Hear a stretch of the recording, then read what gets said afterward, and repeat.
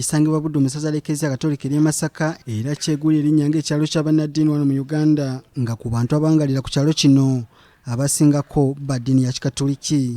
Evira Maria eno abamisani abasooka okutuuka mu Buddu gye basimba amakanda nga bakulembeddwamu Monsignor Stretcher Bannabuddu gwe bakazako Siteeseera eyali atwala Eklezia mu bendobendo ly'e Masaka n'okutuukira ddala mu ggwanga lya Burundi. Ekifo kino kya byafaayo nnyo eri eddiini y'Ekikatoliki mu buvanjuba ne masekati ga Afrika, anti wano we basookera ddala okutikkira abasaseredooti abaddugavu abasooka mu buvanjuba ne masekati ga Afrika nga bano ye Baazili olumu ne Victor Mukasa, era nga babiri bano baazikibwa mu Eklezia eri mu kitundu kino. Abakulembeze mu Eklezia e Masaka bagamba nti ekyabano okukkiriza okutikkirwa ku busaseredooti kyanyweza nnyo omusingi gwa Eklezia Katolika mu buvanjuba ne masekati ga Afrika, era esigo yaabwe gye baasiga yavaamu ebibala by'abasaseredooti abeeyongera obungi mu mawanga ag'enjawulo. Neebo nga tibana kulaba abakulembedde bo beegomba okufuuka abasaseredooti nga balabira ku bapere abaali babayigiriza eddiini.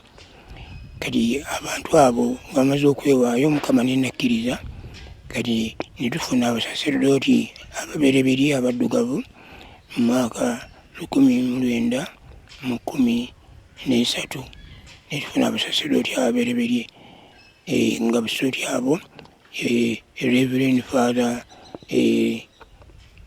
Baazili Olumu, Reverend Father Victor Mukasa Omiraka, abo basookera ddala. Kati nga bamaze okufuna abasaseredooti beewaayo okukola omulimu gwa Katonda ne bayigiriza eddiini buli wantu, nga abantu olw'okuba baali bazaalirana ng'olulimi lubanguyira n'abantu nga banguyirwa okuwulira n'okutegeera, kati omulimu gwe baakola ne guba gw'amaanyi nnyo mu Masaka oba mu Buddu. Reverend Father Paulo Kafeero nga mwana nzola Evira Maria era nga aliko ne bwana mukulu w'ekifo kino agamba nti okunyweza omusingi gw'eddiini mu maka kye kibayambye okugumiza eddiini mu kitundu. Amaka y'ensibuko gwe musingi eddiini mwebeera. Kati bw'oba gonjudde abaana amaka, oba ogonjudde abakulembeze mu ddiini. Akati amaka bwe gamala okufuna obukulembeze obwo nga bamaze okufuna eddiini ne bagiyingiza mu baana baabwe ne babayigiriza eddiini. Wadde ng'ekitundu kino kya byafaayo nnyo, naye enkulaakulana yaakyo ko n'abatuuze okutwalira awamu ekyali wansi ng'akatono akaliko kateekebwa ku Eklezia omuli amasomero, amalwaliro n'amatendekero ga waggulu, ekibambye okufuna ku mpeereza, wabula nga Father Kafeero agamba nti okuggwa kw'amasomero mu kitundu kino kye kimu ku bisinzo kisibira amabega mu nkulaakulana. Kale olw'okubanga ensi egenda ekulaakulana, twakkiriza ntuyingira mu ntegeka ya gavumenti nga bweri, naye nga mu kusooka abaana baffe bafunanga omukisa munene okuyigirizibwa eddiini yaabwe ne bagimatira. Kale naawo waliwo ekizibu. Ate tugenda mu maaso era ne gavumenti ne twesanga nga abaana bonna ab'enzikiriza zonna bateekwa okugattibwa awamu.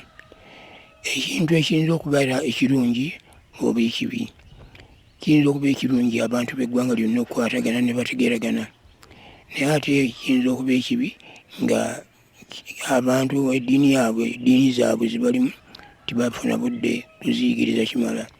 Awo ne baba nga bakoze abantu ba kibogwe.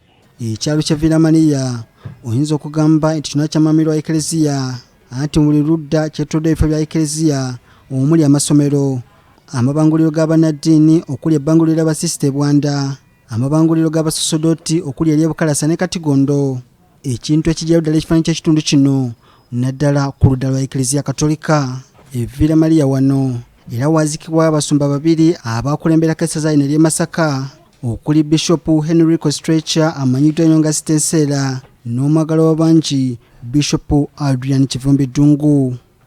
Robert Nesoi Kayongo, BBS Fina, Villa Maria.